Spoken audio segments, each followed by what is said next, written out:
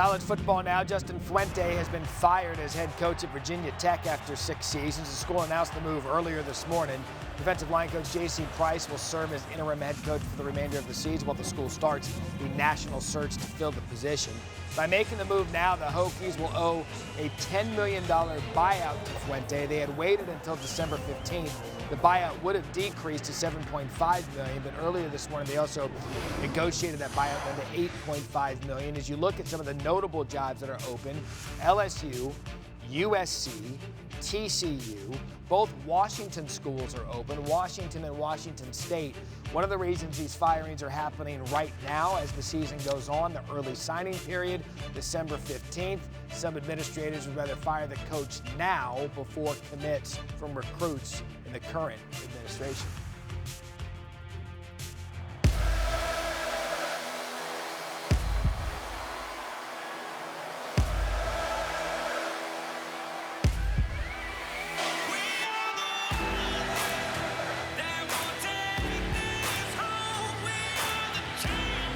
What you do, speak so loudly, it don't matter what you say.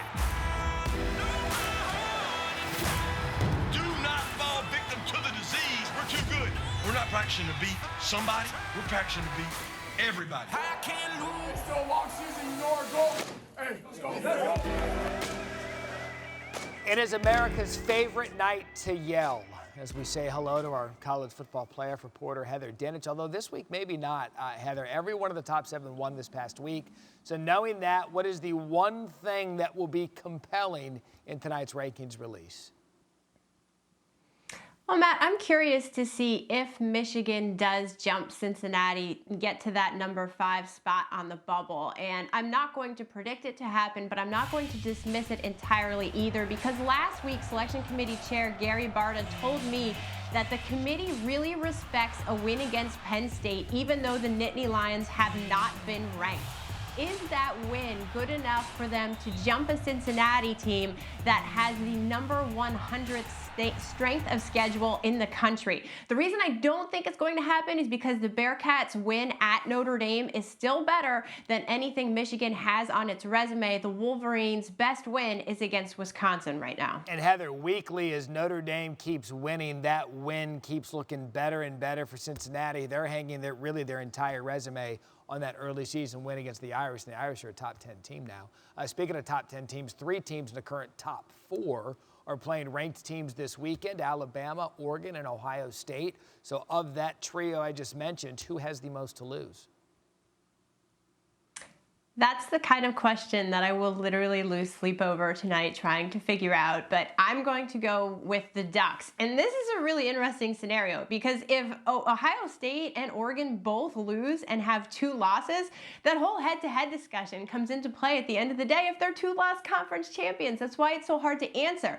But I will say Oregon, because if they lose at Utah, they have 2 losses in the Pac-12.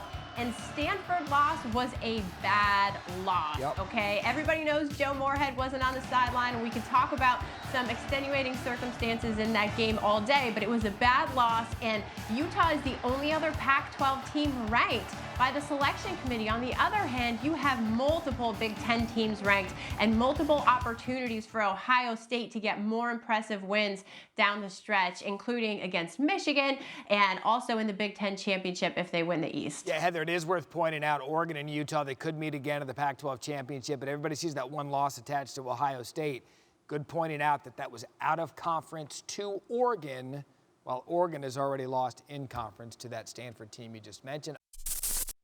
Thanks for watching ESPN on YouTube. For live streaming, sports, and premium content, subscribe to ESPN+.